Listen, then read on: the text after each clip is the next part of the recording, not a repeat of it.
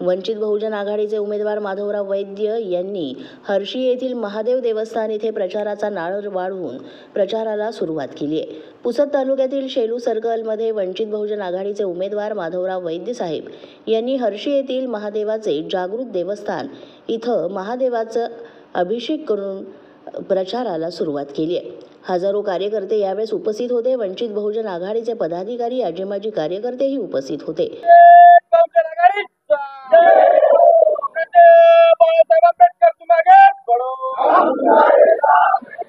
म्हणजे आपल्या सर्वांचे स्वागत।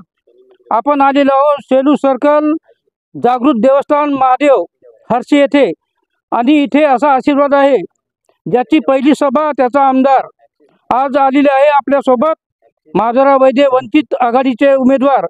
आपण त्यांची 2 मिनिटं प्रतिक्रिया घेऊ।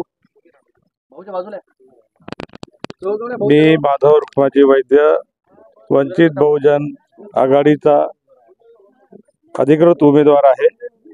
आज मी माझ्या प्रचाराला आमच्या सर्व कार्यकर्त्याचं आज इथे सुरुवात केलेली आहे।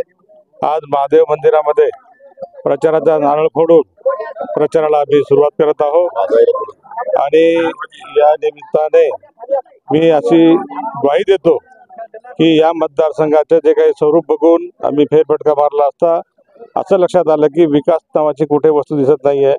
आम्ही जेव्हा निवडून आल्यानंतर या 5 वर्षामध्ये विकास काय असतो ते या मतदारसंघात मी दाखवून देईल, आणि सर्व जनतेला मी आवाहन करतो की आपण आतापर्यंत ज्या घराण्यामध्ये 72 वर्षापासून सत्ता दिलेली आहे, सत्ता दिल्यानंतर सुद्धा 72 वर्षापासून सत्ता असताना सुद्धा त्यांनी कुठलाही या मतदारसंघामध्ये विकास केलेला नाही आहे। त्या गोष्टी सगळ्या विकण्याचा आणि त्या बंद पाडण्याचा कार्यक्रम, एक कलमी कार्यक्रम केलेला आहे। माळ पठारावर 40 गावचा पाणी पिण्याचा पाण्याचा पुरवठा अजून झाला नाही आहे। सिंचनाची व्यवस्था नाही आहे। शेतकऱ्याच्या कापसाला भाव नाही आहे, सोयाबीनला भाव नाही आहे, खताच्या किमती वाढलेल्या आहेत, आणि आता नुकताच शासनाने जे गोरगरिबांना 100 रुपये 50 रुपये स्टॅम्प पेपरवर त्यांचा काही प्रतिज्ञा लेख असो की कुठले गव्हर्नमेंट कामासाठी ते वापरल्या जातं, त्याची किंमत 500 रुपये केलेली आहे। आणि म्हणतात की आम्ही लाडक्या बहिणीसाठी 1500 रुपये प्रत्येक महिन्याला देतो, म्हणजे इकडनं काढायचं आणि तिकडे द्यायचं, हे कुठला प्रकार आहे? म्हणून चालू जे काही सरकार आहे अतिशय चुकीच्या पद्धतीने आणि चुकीच्या धोरणाने काम करत आहे। म्हणून वंचित बहुजन आघाडीच्या वतीने मी आपल्याला ग्वाही देतो की इथून पुढे जे काही गोष्टी करावयाच्या आहेत ते निश्चितच आम्ही करू, आणि शेतकऱ्याला आणि सोबतच गोरगरिबांना आम्ही न्याय देण्याचा प्रयत्न करू।